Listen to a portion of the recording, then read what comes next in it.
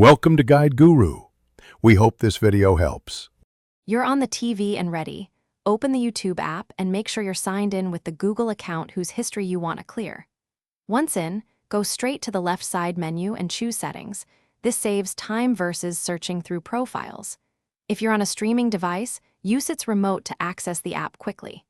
Make sure the app is up to date for all options to appear, and pause on Settings while we move to Privacy Controls next. Now in Settings, scroll to Privacy.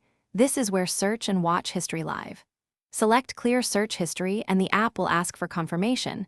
This step removes all recorded searches for this account on YouTube. Once done, YouTube stops suggesting based on those cleared searches, but recommendations may persist from watch history.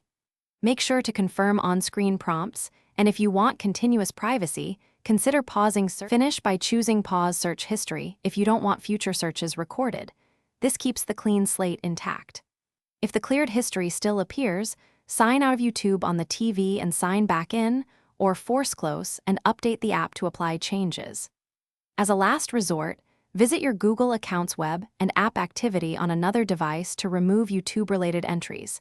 This synchronizes across devices. Troubleshooting tip: restart the TV or streaming stick after changes to refresh cache.